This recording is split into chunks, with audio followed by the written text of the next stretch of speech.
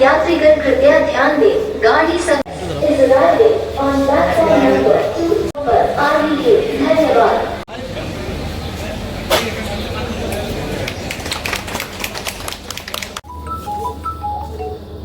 Yes, now you all.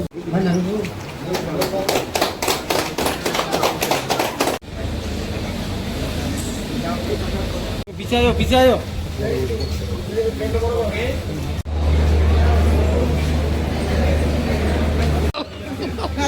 Sini cara ni.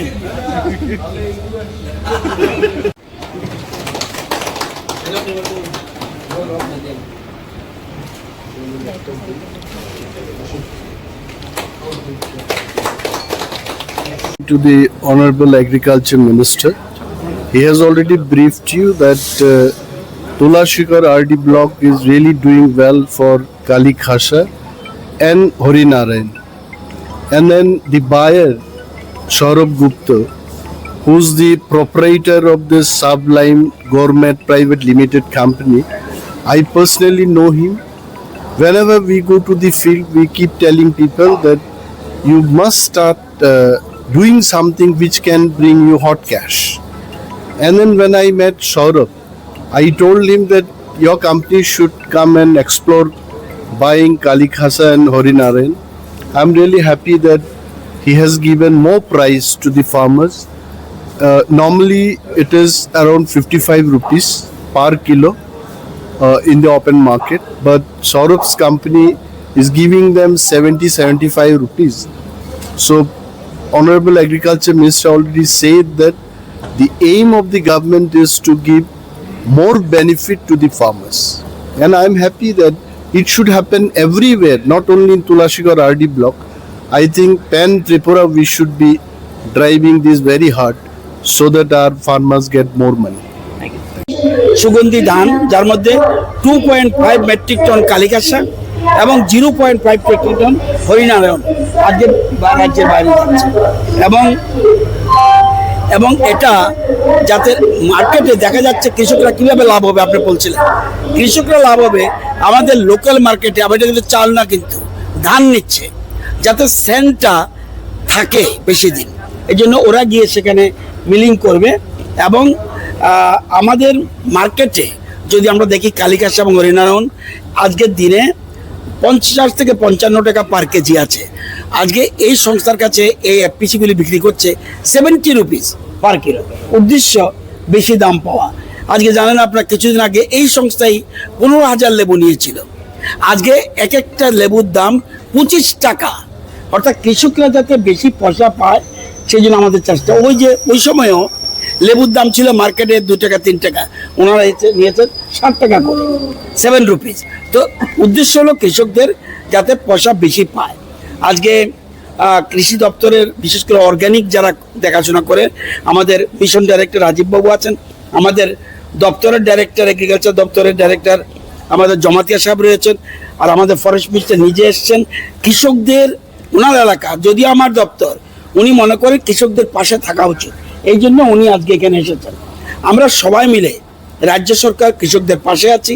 আমাদের মূল target অধিক উৎপাদন এবং রপ্তানি। আমাদের প্রধানমন্ত্রী কিছুদিন আগে বলেছেন দুটো জিনিস গুরুত্বপূর্ণ, উৎপাদন বাড়াও এবং রপ্তানি করো, তাহলেই আমাদের কৃষকদের হাতে পয়সা আসবে। আজকে এই উদ্দেশ্যেই আমরা আজকে রেল স্টেশনে এটাকে ফ্ল্যাগ অফ করলাম, যাতে এই মালগুলি যেন কলকাতা যায়। কলকাতা যাওয়ার পরে উনি বাইরের দেশেও পাঠাতে পারে, আবার অন্য রাজ্যেও পাঠাতে পারে। আজকে 3 metric ton total organic item. এটা 2.5 মেট্রিক টন হলো কালিকাশা এবং 0.5 মেট্রিক টন হলো হরিনারায়ণ। এবং এটা কৃষকরা এপিসির কথা বললাম, বসং এবং থানসা গ্রুপ।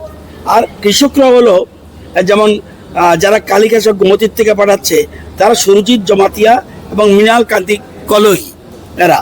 আর যারা তুলাশিকরের রমেশ দেববর্মা, মোহন দেববর্মা, স্বপন দেববর্মা, এরা হলো কৃষক। এই কৃষকদের থেকে ওরা এফপিসি ধান ক্রয় করে তাদের বেশি দামে যেন পায়, কৃষকরা এই সহযোগিতা করে দিয়েছে। সেই জন্য কৃষকদের এফপিসি এবং আমাদের সঙ্গে যারা অর্গানিক মিশনের সাথে আছেন সবাইকে আমি ধন্যবাদ জানাচ্ছি। রাজ্যে এখন মানে কতটুকু তৈরি হচ্ছে? আমাদের মূল উদ্দেশ্য হলো কৃষকদের আয় বাড়ানো, এটা আমাদের টার্গেট। এই সরকার প্রথম দিন থেকে শুরু করেছে যে কৃষকদের আয় বাড়াতে হবে।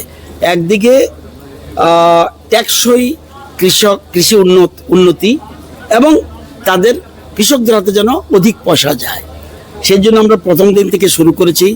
এবং আমাদের রাজ্য থেকে আজকে এখানে বিশেষ করে সাবলাইম গভর্নমেন্ট প্রাইভেট লিমিটেড আমাদের রাজ্য থেকে 3 মেট্রিক টন কালীখাসা চাউল এবং হরিনারায়ণ চাল আজকে বাইরে যাচ্ছে, রাজ্যের বাইরে যাচ্ছে। বিশেষ করে যার একটা গ্রুপ আছে যে বসং গ্রুপ, খোয়াই জেলা তুলাশিকর এলাকাতে, যিনি আমাদের ফরেস্ট মিনিস্টার যেখান থেকে মানে প্রতিনিধিত্ব করছেন, সেখান থেকে বসং গ্রুপ, সেখান থেকে আমরা কিছু চাল কালীখাসার চাল এবং হরিনারায়ণ, এবং গোমতী জেলার ওমপি এলাকা থেকে সেখানে থানসা ফার্মার অর্গানাইজেশন, তার এপিসি যাকে বলি আমরা, এই দুটা গ্রুপ কৃষকদের থেকে কৃষকদের যেন ভালো করে আরও বেশি তাদের পয়সা পায় সেই জন্য তারা সাহায্য করছে। আমাদের রাজ্যে এপিসি কোম্পানি আছে, আপনারা জানেন, আগে ছিল না, আমাদের সরকার আসার পরে আমরা তৈরি করে দিয়েছি। তাদের দায়িত্ব হলো সব কৃষক থেকে তাদেরকে একজোট রাখা এবং তাদের উৎপাদনের যে ফসল, সবাই তো সম্ভব না মার্কেটে নেওয়া, তাদের ফসলের দাম যেন যথাযথ পায় সেই জন্য চেষ্টা করা।